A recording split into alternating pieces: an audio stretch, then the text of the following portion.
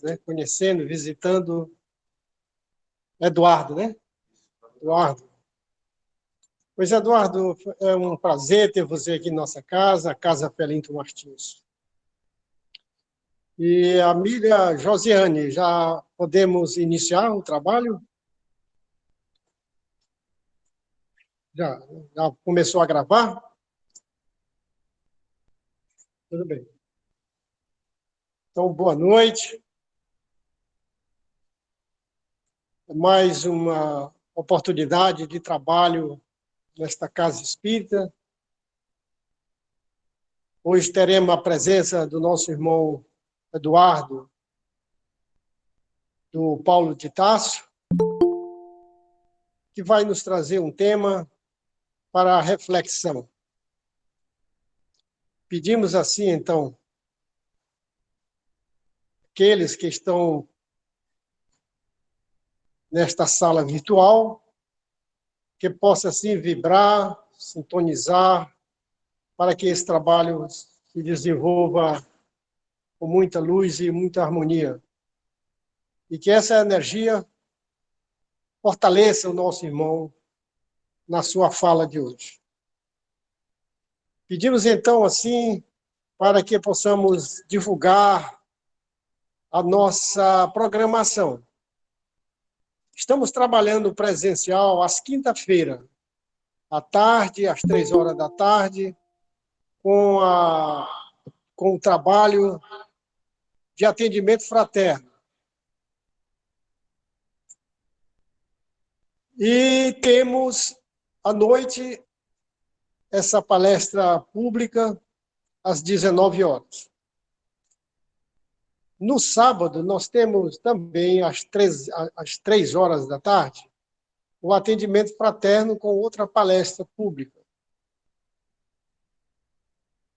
E no terceiro domingo de cada mês, presencial, nós temos também uma sopa fraterna. Agora, não podemos esquecer da campanha que já estamos fazendo, campanha para o Dia das Crianças. Já se encontra o nosso cartaz com o Pix, pedindo aí a colaboração, aqueles que queiram dar 1 quilo de alimento para formar cestas, e aqueles que queiram compartilhar com o brinquedo para as crianças. E assim, amigos, trabalhadores, vamos elevar o pensamento a Deus e vamos fazer a nossa prece inicial. Amado Jesus, Divino Mestre amigo, espiritualidade amiga, mentor espiritual desse trabalho. Em nome de Jesus, nós agradecemos a presença do nosso irmão e pedimos a permissão para dar por iniciado essa doutrinária de hoje. Nosso irmão tem 50 minutos para falar, para nos trazer a sua mensagem. E já agradecemos. A palavra está com você, meu irmão. Muito obrigado. Muito boa noite. Com muita alegria que nós estamos aqui no Centro Espírita Felinto Martins. É a primeira vez que estamos aqui de modo presencial, né? Nós já participamos de atividades aqui virtuais, né, por ocasião da pandemia, né?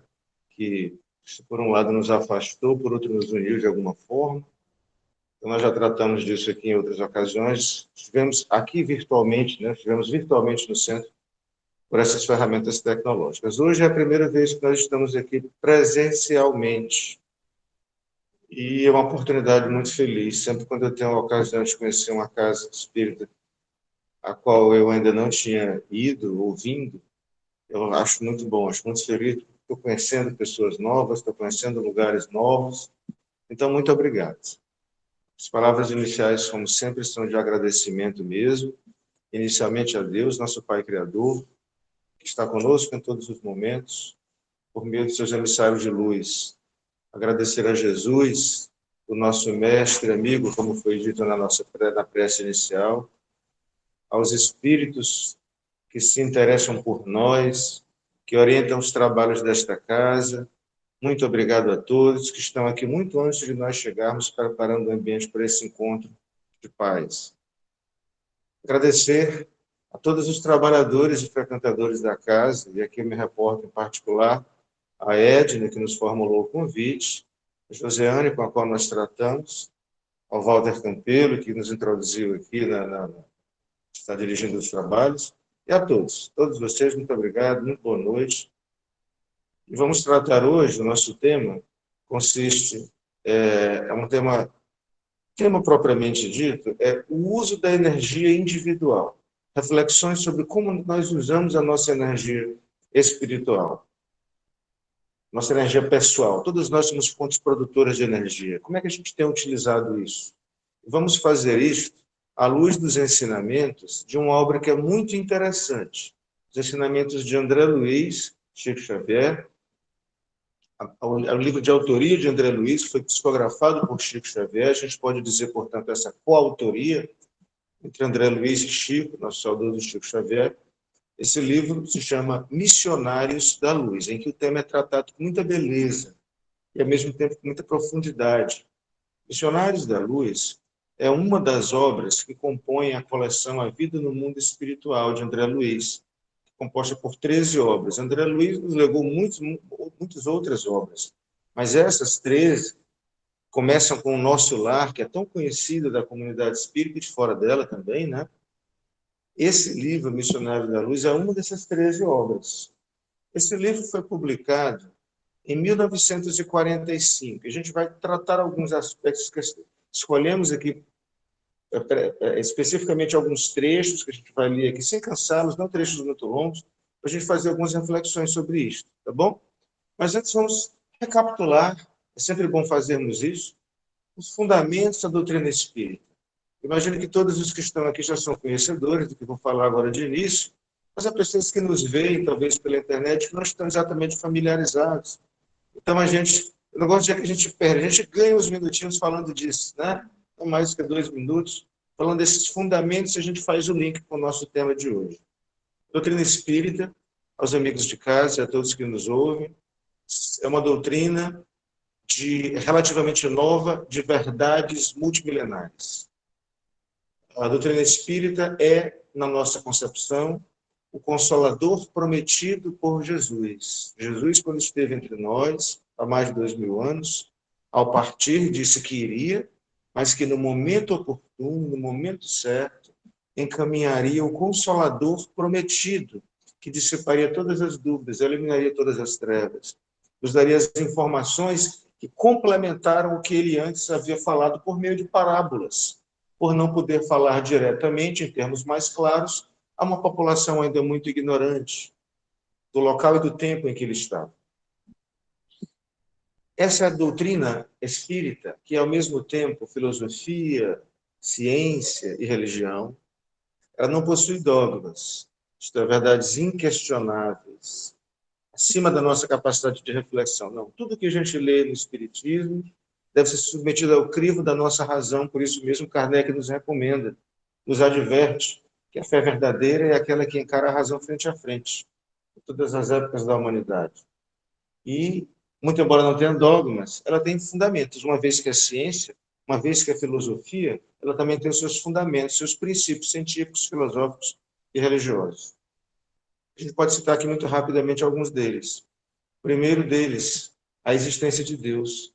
Acreditamos firmemente que, como somos criaturas, temos que ter tido um Criador, o Criador que estabeleceu as regras que regem o equilíbrio do universo, desde a visão macro do universo até a intimidade de uma pequena flor. Tudo isso segue leis divinas, leis imutáveis, leis físicas e morais que foram feitas pelo grande legislador do universo, Deus, a quem tudo devemos, de onde vimos, de onde viemos.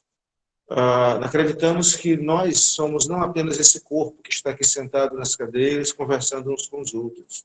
Acreditamos que a nossa essência é uma essência espiritual, evolutiva, imaterial, em termos relativos, mas a nossa essência é espiritual, nós somos espíritos. Nós não temos um espírito, como a gente costuma falar, o meu espírito. Não existe isso. Nós somos espíritos. Eu tenho uma roupa, eu tenho um notebook que está aqui diante de mim, nós temos um celular que nos filma neste momento, nós temos as coisas. E mesmo esse ter é meio relativo. Se tivéssemos, levaríamos conosco a partirmos daqui. Toda posse é ilusória, né? Mas nós não temos um espírito definitivamente. Nós somos um espírito e temos um corpo que nos serve de veículo a cada nova reencarnação. Por falar em reencarnação, nós acreditamos que esse espírito que somos nós já viveu diversas vezes e viverá ainda tantas outras, ao que nós chamamos de reencarnação. Acreditamos que somos capazes de nos comunicarmos com os indivíduos que estão na vida, na pátria espiritual, que é o nosso verdadeiro lar. A gente faz isso por meio de pessoas dotadas de uma aptidão específica, chamada mediunidade. Acreditamos, portanto, que a gente reencarna, e a gente reencarna num constante processo de evolução. E nós habitamos outros mundos do passado, mas atrasados, quando éramos ainda mais infantis, espiritualmente falando. Habitamos agora este planeta por diversas vezes, e quando nos credenciarmos pelos nossos méritos, habitaremos outros planetas mais evoluídos. É o que nós costumamos chamar de pluralidade dos mundos habitados, né? Como Kardec nos ensina. Bem, tudo isso no intuito de evoluirmos, de um dia chegarmos à condição angelical, em que seremos plenamente felizes, sem dores, sem doenças, sem contrariedades justificadas, sem decepções, sem traições, sem violência. Um mundo de paz, uma vida de paz, não de contemplação, cada vez mais uma vida de trabalho, mas o trabalho em paz. Bem, um desses fundamentos, conforme nós vimos, para a gente fazer o link com o que nos interessa na noite de hoje, é exatamente a nossa essência espiritual. Os gregos costumavam dizer, posso falar que costumavam dizer que não tenho esse conhecimento, mas nós herdamos da cultura grega a impressão ou a mensagem de que a mente sã causa um corpo são. Contrário senso, em sentido oposto, uma mente doente adoece o nosso corpo. Eles já nos dão aí a deixa para a gente perceber que a sede da saúde ou da doença, da paz ou do equilíbrio, da harmonia ou da desordem do nosso corpo, não reside primordialmente no corpo. É ele uma manifestação do estado mental, isto é, estado espiritual que nós estamos vivenciando. Porque é equivocado nós acharmos que a mente se situa no cérebro. O cérebro é um órgão de expansão da mente, de manifestação da nossa inteligência. Mas a mente, a sede da inteligência, está no nosso espírito. Por isso que quando o corpo se desfaz pelo fenômeno da morte, nós, como espírito, permanecemos vivos e conscientes, em estado de relativa paz ou de relativa perturbação, conforme o estilo de vida que nós temos levado. Mas nós, mais cedo ou mais tarde, readquirimos a consciência de nós mesmos e vamos lembrar do que a gente fez ou do que a gente deixou de fazer aqui nessa existência. Ou seja, a gente continua a ser pensante, a gente continua a ser inteligente, a gente leva a nossa mente conosco. Ou seja, se a gente leva o nosso pensamento conosco, é porque o pensamento, a mente não está no cérebro, está no espírito. Pois bem, então, a gente produz os nossos estados de paz, de guerra, de felicitação ou de infelicitação do nosso corpo, do universo que nos cerca, na nossa mente. Os orientais, nós lemos bastante, há uns 30 anos atrás, antes de conhecermos o Espiritismo, temos muito a Seixo Noye. Eu gosto de lembrar da Seixo Noye, uma filosofia oriental, presidida ou fundada, se é que eu posso me expressar, por um homem chamado Masaru Taniguchi. Seimei no Oshisou, a essência da vida. E os orientais, adeptos dessa religião, na verdade, dessa filosofia, Seixo Noye, dizem que tudo se processa primeiro na casa mental e depois se manifesta no mundo fenomênico. Mas não é assim mesmo? Tudo mesmo. Esse ventilador que está aqui sobre mim, um dia ele foi uma ideia de alguém. Alguém teve uma ideia de construir essa casa. Alguém teve ideia de construir da casa aqui implementar o Centro Espírita Felinto Martins. Tudo se processa primeiro na nossa casa mental, no plano das ideias, e depois se materializa no mundo fenomênico, no mundo tangível, no mundo concreto. Assim também com o nosso próprio corpo. Né? O equilíbrio ou desequilíbrio que se abate sobre ele, e não apenas sobre ele, mas sobre o outro, que nós projetamos a nossa energia no outro, tudo isso parte do nosso pensamento. O que é que nos ensina André Luiz sobre isto?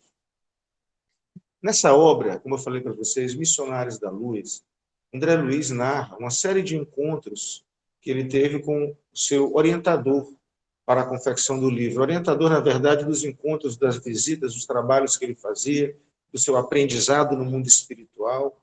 Esse guia se chama Alexandre, né? O nome dele do livro é Alexandre. E eu separei aqui alguns trechos para a gente refletir um pouquinho sobre isso, sobre essa energia, sobre o que é que esse guia espiritual ensinou o Alexandre e ele repassou a gente pela mediunidade de Chico Xavier. Um livro, como eu falei para vocês, publicado pela Federação Espírita do Brasil em 1945, né? Já há bastante tempo, e hoje ainda muito atual. Ele veicula certas informações que somente muitas décadas depois a ciência veio a comprovar, algumas das quais ainda serão comprovadas. Né?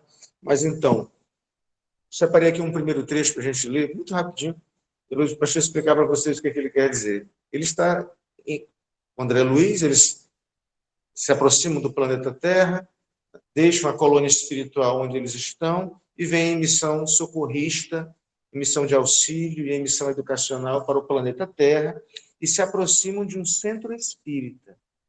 Centro espírita no qual está marcada para aquela noite uma sessão mediúnica. E nesta sessão mediúnica, diz-nos André Luiz, havia 6 médios predispostos ao trabalho mediúnico.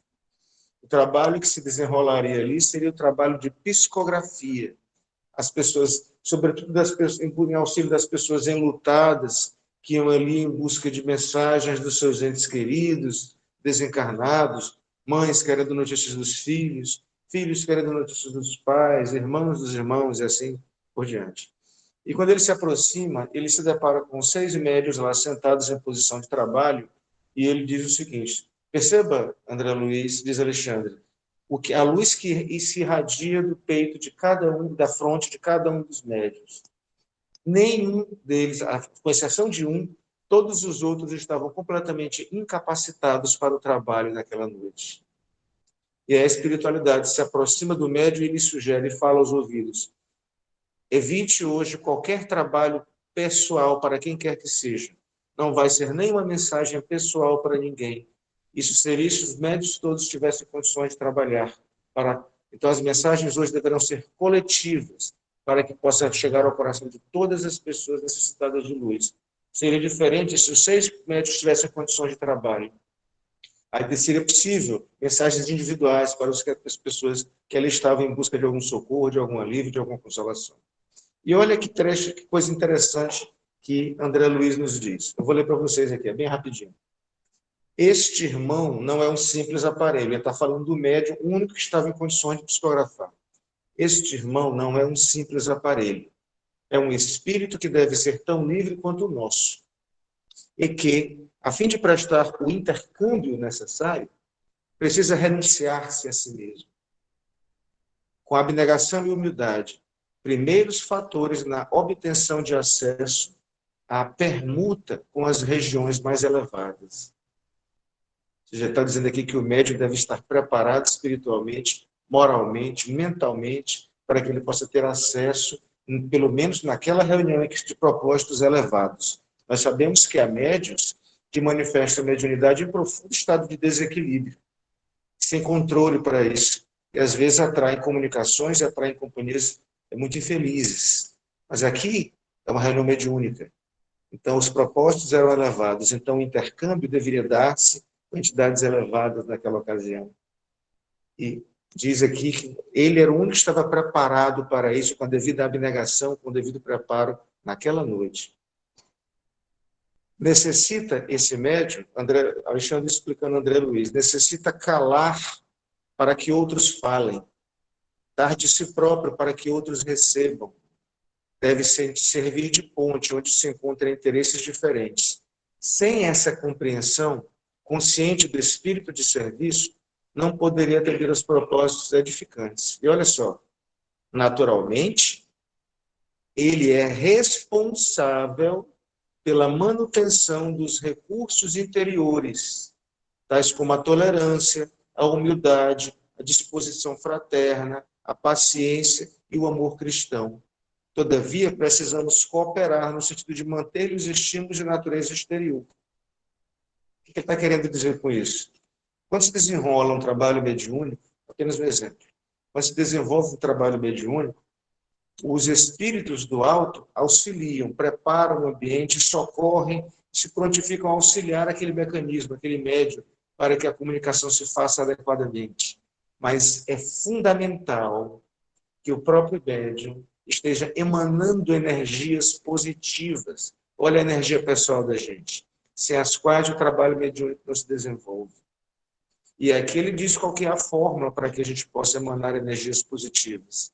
É a autodisciplina. Olha os termos que ele usa: tolerância, humildade, disposição fraterna, paciência e amor cristão. Olha o que ele diz: é preciso dar de si próprio para que outros recebam. É preciso calar para que outros falem. É preciso ser ponte. Ou seja, isso vale para o médium, para a atividade mediúnica. O que é atividade mediúnica? Atividade mediúnica é uma atividade de comunicação. Se vale para esse nível de comunicação, vale tanto quanto para a nossa comunicação. Nós que estamos aqui no plano material.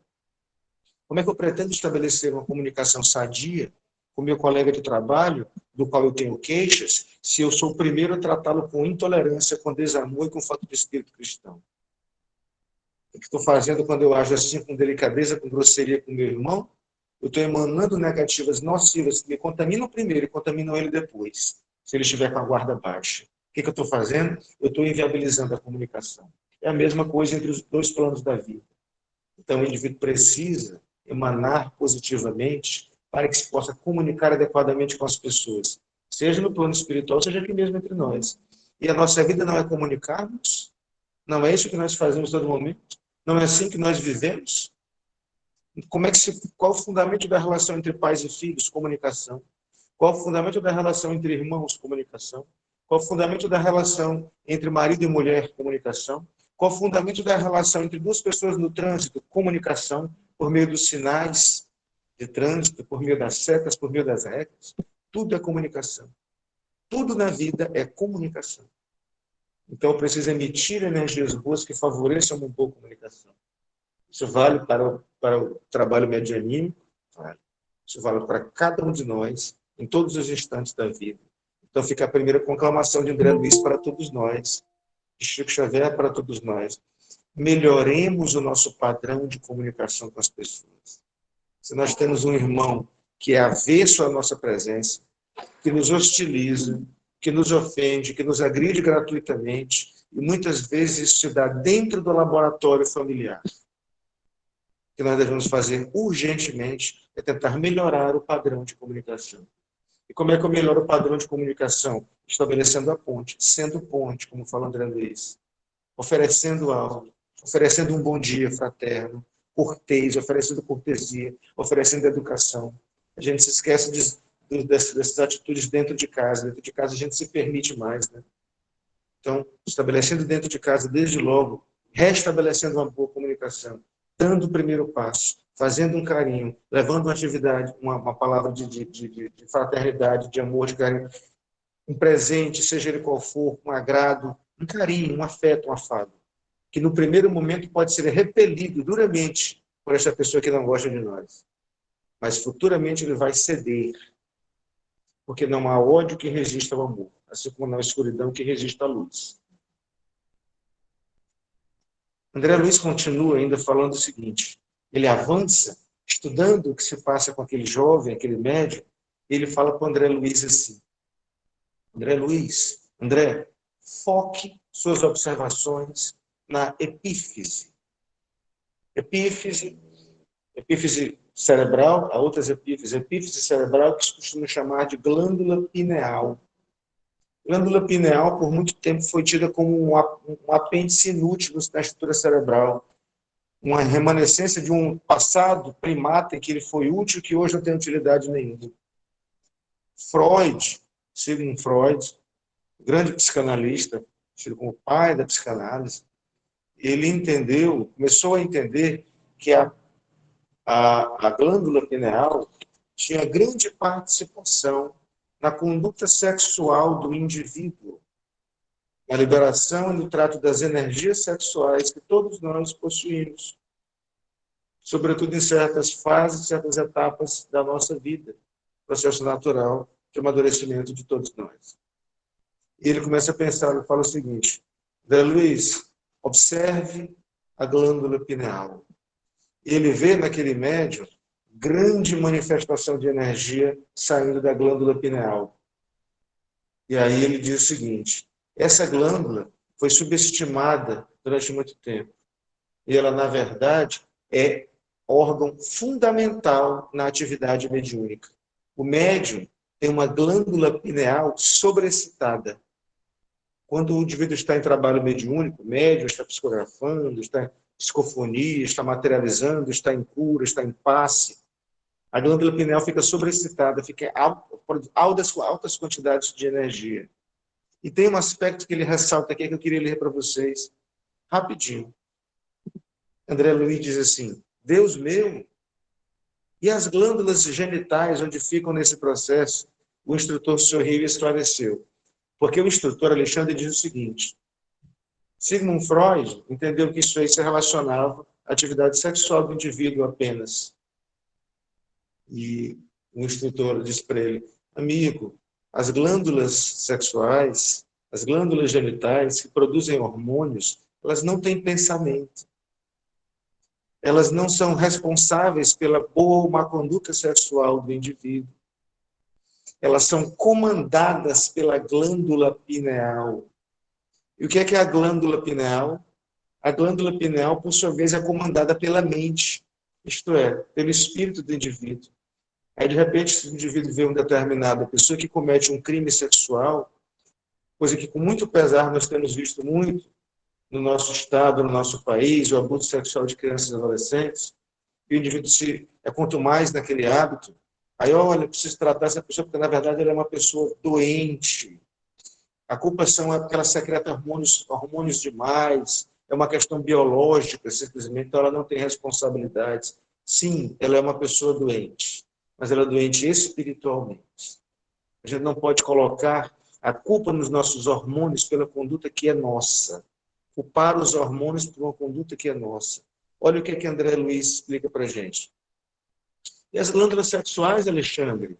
Alexandre sorriu e disse: são demasiadamente mecânicas. É um aparelho que você manuseia como um celular. O celular não pensa. Eu manuseio como eu quero. Eu acesso a internet o que eu quiser ver, e não o que ele diz que eu veja. São demasiadamente mecânicas para guardarem os princípios sutis e quase imponderáveis de geração. Acham-se absolutamente controladas pelo potencial magnético da glândula pineal.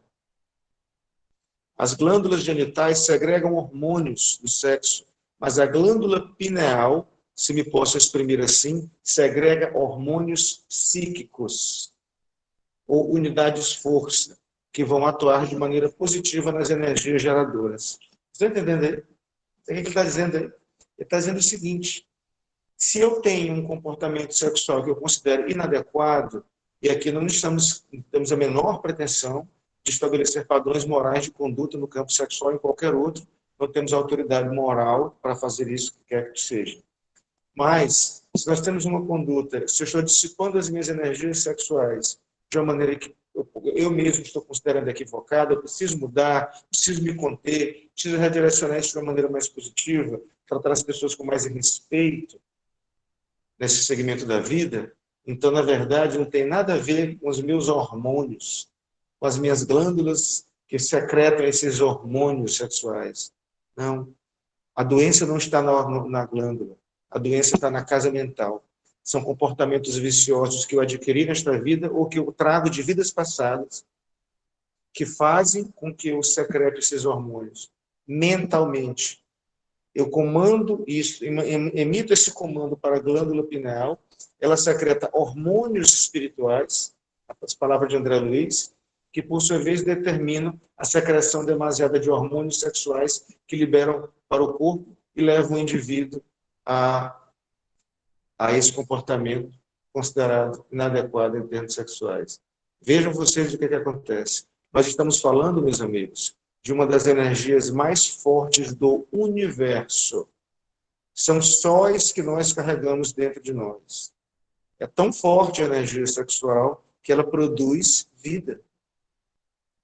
Nós somos co-criadores com Deus quando dissipamos a nossa energia sexual. O Laboratório da Sexualidade, isso está no livro Sexo e Destino, obra muito importante.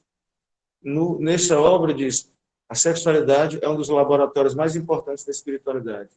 Desculpa, os laboratórios mais importantes de Deus na Terra. É nela que estão, às vezes, grandes satisfações por defeito com responsabilidade, grandes realizações afetivas, e é nela também que se encontram grandes fontes de distúrbio psicológico, de doenças e mesmo de condutas criminosas. É uma energia extremamente forte. E a gente produz essa energia na nossa casa mental. Olha que interessante isso. Então, tudo é energia. E tudo reside na mente. É lá que a gente produz as energias que vão se manifestar no nosso corpo em formas de equilíbrio ou em desequilíbrio. Portanto, o indivíduo, eu cometi esse crime, mas a culpa é dos hormônios. Isso é um processo de migração de responsabilidade. Transmissão de responsabilidade. Não, a culpa é nossa, pelas nossas condutas, sejam elas quais forem. A responsabilidade é nossa, portanto.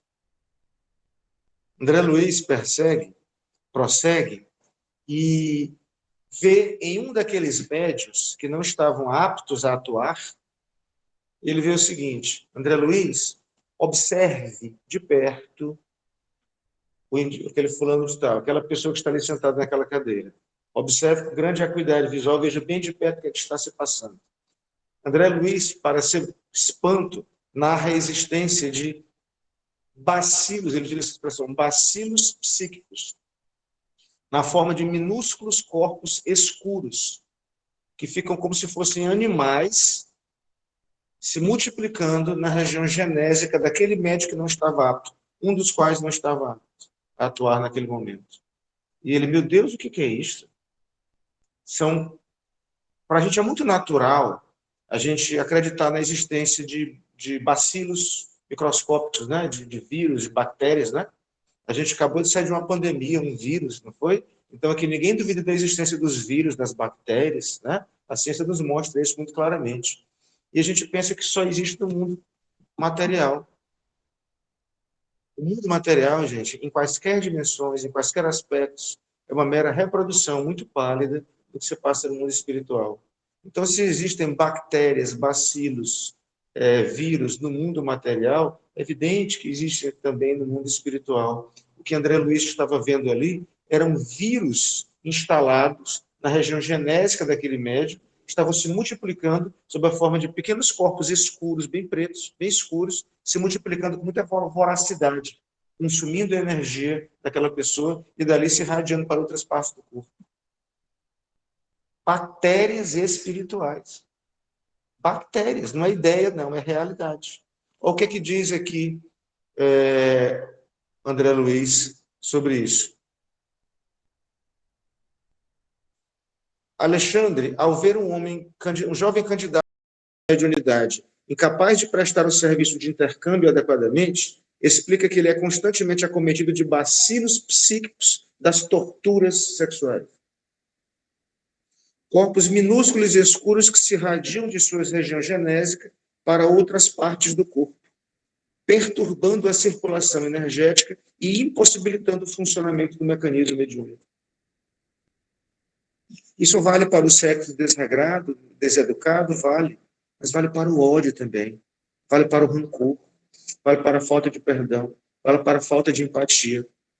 Para cada doença não tem um vírus diferente? Existe um micro-organismo que causa o tétano, leva a pessoa a óbito se não for tratada.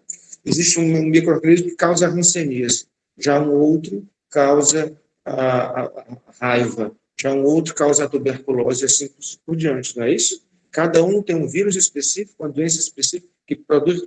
Pois bem, existem vírus espirituais específicos para cada uma dessas formas de doença: o rancor, o ódio, a falta de empatia, a desumanidade. Isso tudo é doença do espírito. Essas doenças são causadas por micro-organismos. Você sabe qual que é o grande problema disso? O grande problema é que toda doença precisa de um ambiente. Não é assim na matéria, na natureza? Não é assim? Qual que é o ambiente propício para o vírus da tuberculose? Vai requerer certas condições de umidade, certas condições de temperatura, que vão fazer com que aquele bacilo, aquele vírus, não sei, aquele micro-organismo se alastre. Assim também o resfriado. Por que o resfriado acomete as pessoas em certas épocas do ano com mais intensidade? Porque as condições climáticas ambientais propiciam a multiplicação desses vírus, desses micro-organismos. É assim também conosco. Primeiro o ambiente, depois a doença. Então, o ambiente que eu produzo na minha casa mental é que faz com que eu produza, seja receptivo a esses vírus que vão causar desequilíbrio em mim. Portanto, cada conduta mental equivocada, cada conduta mental que reflete desamor, impaciência, irritabilidade, falta de fé, desesperança, negativismo, excesso de julgamento, tudo isso é ambiente que vai fazer com que eu produza micro-organismos espirituais que vão afetar o meu corpo.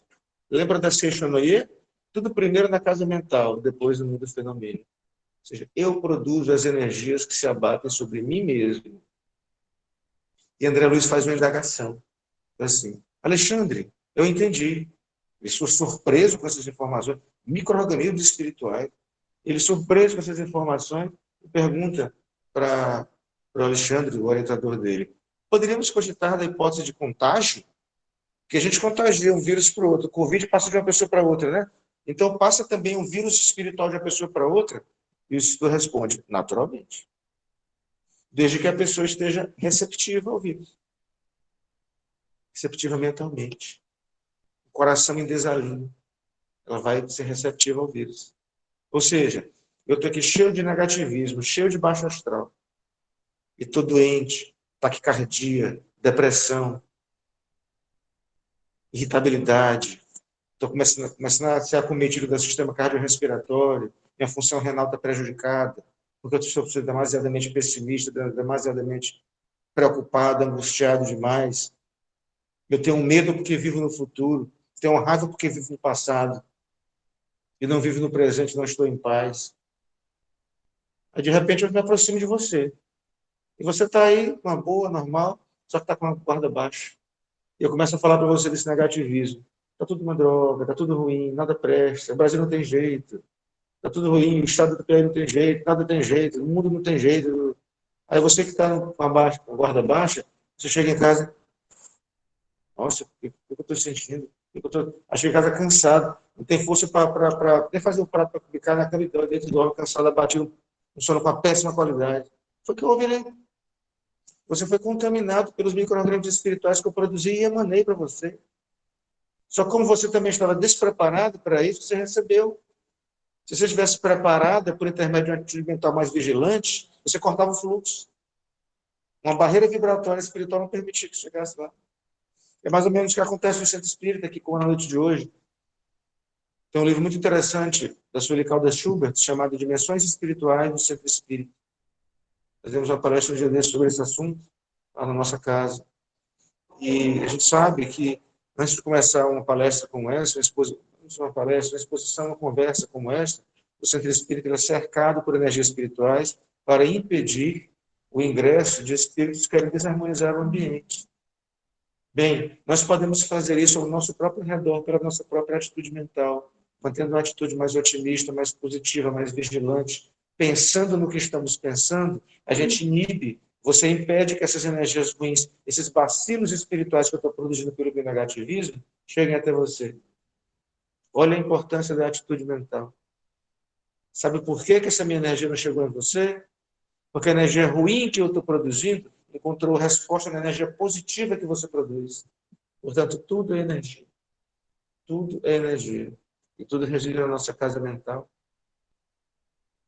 Olha o que diz aqui sobre isso Não, já li, essa parte já li. Então, tudo é nazismo.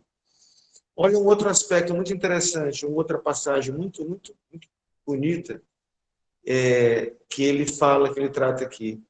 Em uma outra ocasião, em uma outra visita à crosta, saem do mundo do plano espiritual, da colônia espiritual, vão numa outra visita socorrista, aqui na crosta, para auxiliar os encarnados, eles se deparam com uma determinada senhora. Essa senhora tem distúrbios alimentares. Antes, ele se aproxima de um que tem distúrbios alcoólicos. Ele narra de maneira muito dura assim, o que se passa naquele indivíduo. Mesmo sóbrio, mesmo quando os intervalos de sobriedade, o organismo completamente intoxicado pelos eflúvios alcoólicos e com diversos comprometimentos na saúde. Agora, olha esse exemplo aqui. Ele está falando, como eu falei, como eu disse, de uma senhora que tem distúrbios alimentares. E, mais uma vez, Alexandre, se aproxime da senhora e veja o que se passa no organismo dela. Olha só. Diz Alexandre, repare nesta irmã. É candidata ao desenvolvimento da mediunidade de incorporação. Ela podia ser média, ela tem aptidão mediúnica, mas dificulta pelo hábito alimentar. Olha só o que acontece aqui. Fraquíssima luz, olha só, que interessante. Fraquíssima luz emanava da sua organização. Que horas são aqui para eu ultrapassar? Rapidinho, já nos aproximando da conclusão, né? Fraquíssima luz emanava de sua organização mental. Ou seja, ela não estava potencialmente positiva, emitindo luz para trabalhar no fenômeno adequadamente, na mediunidade de maneira positiva. Né? Então, fraquíssima luz emanava da sua organização mental. Estava fraquinho, um foquitozinho. Né? Podia ser um holofote. E desde o primeiro instante, notava-se as deformações físicas. O estômago dilatara-se-lhe horrivelmente, e os intestinos pareciam sofrer estranhas alterações. O fígado, consideravelmente aumentado, demonstrava indefinível agitação. Desde o duodeno ao sigmoide, notavam-se anomalias de vulto. São órgãos do funcionamento do trato digestivo. Guardava a ideia de presenciar não o trabalho de um aparelho digestivo, e sim de um alambique, cheio de pastas de carne, caldos gordurosos, palavras fortes, né? Cheirando a vinagre de condimentação ativa.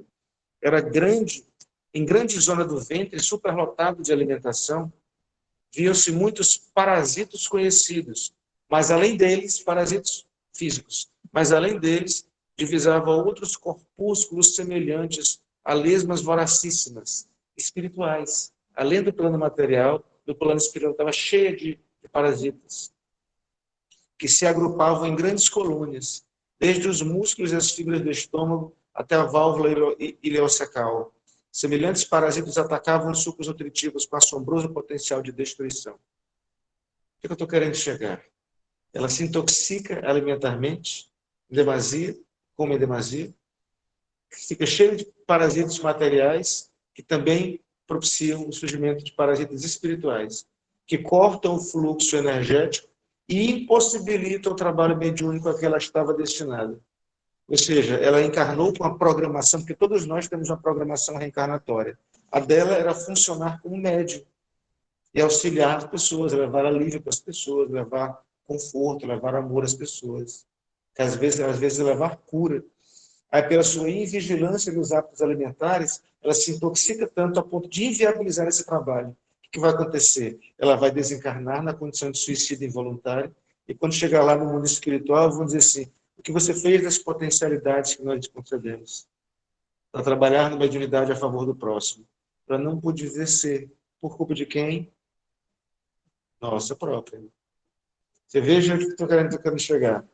As emanações, a conduta inadequada no aspecto material, por sua vez, inviabilizou, anestesiou as potências espirituais daquela criatura.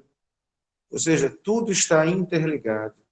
A gente costuma, no movimento espírita, logo no começo dos nossos estudos, a gente costuma ver assim, corpo, perispírito e espírito, né? Como se fossem 3 elos de uma corrente. São infinitas camadas que se sobrepõem uma à outra. Muito longe de ser simples assim.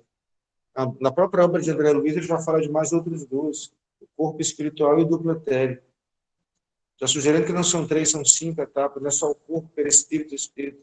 É o corpo, o duplo etérico, é o perispírito, é o corpo espiritual e a mente. O espírito, portanto. Então, mas entre essas, há infinitas outras. As ligações, os fios sutilíssimos que unem cada uma dessas etapas à outra, em suma, que unem o espírito ao corpo, são sofisticadíssimos. A humanidade está ainda longe de conhecer a sua própria intimidade. Tudo isso aí faz com que, nos permite concluir o quê? Que o corpo está profundamente ligado ao espírito e este profundamente ligado ao corpo. Por isso é que no nosso padrão evolutivo ainda pedestre, o nascimento é traumático e a morte é traumática. Devido a essa grande ligação entre um e outro, entre corpo e espírito. Naturalmente, quando evoluirmos, o corpo vai ficando cada vez mais imaterial, mais sutil, em outros planetas. Lembra da pluralidade dos mundos habitados, que falamos no começo? O corpo vai se sutilizando. Essa ligação entre espírito e corpo vai ficando mais frágil. O nascimento e a morte passam a ser fenômenos não tão tristes, não tão graves. A criança nasce chorando. E quando a gente desencarna, os que ficam chorando. Então são coisas trágicas, dramáticas ainda. Essa profunda ligação entre espírito e corpo. Bem, é o que nos toca no momento. Nós estamos profundamente ligados espírito ao corpo, então não temos dúvida. Tudo que se abate sobre o corpo, se abate também sobre o espírito. E tudo que nós fazemos com o nosso espírito, o nosso pensamento, a nossa mente, se abate também sobre o nosso corpo. Você sabe qual que é a recomendação da espiritualidade para isto? Para que sejamos mais felizes? Primeiro, sejamos gratos com o nosso corpo. Tratemos bem o nosso corpo, sem excessos, de maneira que possamos ter um funcionamento mais equilibrado e assim não se abater em sofrimento sobre o espírito. E da mesma forma, tratemos bem de nós mesmos, isto é, do espírito, do eu espírito. Como é que se trata bem do eu espírito? Duas coisas são fundamentais. A primeira delas, fiscalização dos próprios pensamentos. Orai e vigiai. Não foi o que Jesus disse? Não é vigiar o ladrão, não, para que ele não quebre o vidro do carro. É também, né? Mas é vigiar o próprio pensamento. Orai e vigiai. O segundo, Jesus já nos diz, orai, porque nunca ninguém está só. Essa atitude constante de vigilância que temos que ter sobre nós mesmos é muito difícil. Nós somos pequenos, somos adolescentes espirituais. Então, tem hora que a gente está bem, né? Tem hora que a gente não está bem tão bem, é normal, é assim mesmo. A gente é uma onda, está em ondas, né? Tudo bem, não tem problema não. Mas é bom a gente estar sempre pensando nisso. Quando eu estou bem, que bom. Quando eu não estou tão bem, começo a pensar, por que eu não estou tão bem? Esse pensamento está me visitando agora? Quem foi que me sugeriu esse pensamento de ofender aquela pessoa? Quem foi que me sugeriu esse pensamento de irritabilidade? Quem foi que sugeriu à minha mente procurar aquela pessoa para uma relação que eu não devo ter com ela e sugeri-la certas condutas que não seriam talvez as mais adequadas? Tudo isso é pensamento. São tarefas difíceis, né, gente? Que exigem muita vigilância de todos nós. Mas a boa notícia é que ninguém está só. Todos nós somos cercados de espíritos amigos que se interessam por nós. Deus está conosco, Jesus está conosco, Jesus é o vencedor de toda a iniquidade. Já tem muita coisa difícil aí acontecendo. Não sejamos um problema mais para os outros, né? Tentar dar uma contribuição melhor, manter nosso padrão mental mais elevado, para a gente ser mais feliz e tentar fazer mais feliz as pessoas que estão ao nosso redor. Acho que já falei demais. Com essas considerações, eu concluo aqui a minha fala. Agradeço muito a atenção de todos vocês, a atenção do pessoal que está vindo de casa. Um grande abraço a todos e muito obrigado mais uma vez pelo convite. Cidades.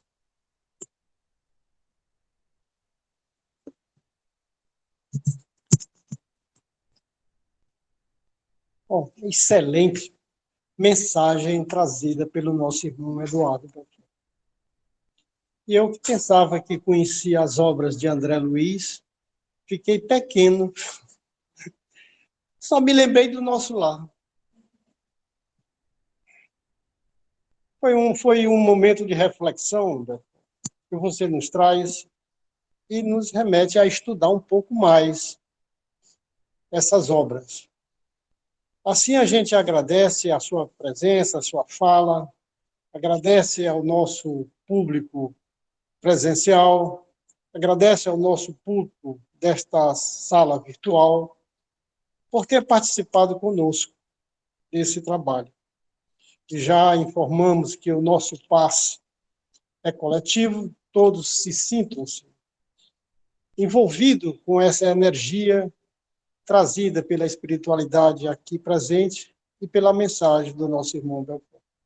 E assim, elevando o nosso pensamento a Deus, vamos agradecer por mais uma noite, por mais uma tarefa, pela presença desse irmão que nos trouxe esta reflexão. Ó Divino Mestre amigo, obrigado. Obrigado por ter nos dado um momento tão agradável, cheio de luz, cheio de esperança, e que possamos assim, Senhor, estarmos sempre vigilantes. Este vírus que foi nos alertado, só depende de nós a ter como combatê-lo. Orai e vigiai. Assim dizia Jesus. De já pedimos a permissão para dar por encerrado a nossa doutrinária de hoje. Muito obrigado a todos. Obrigado, meu irmão. Obrigada. Boa noite a todos. Muito obrigada pela belíssima palestra.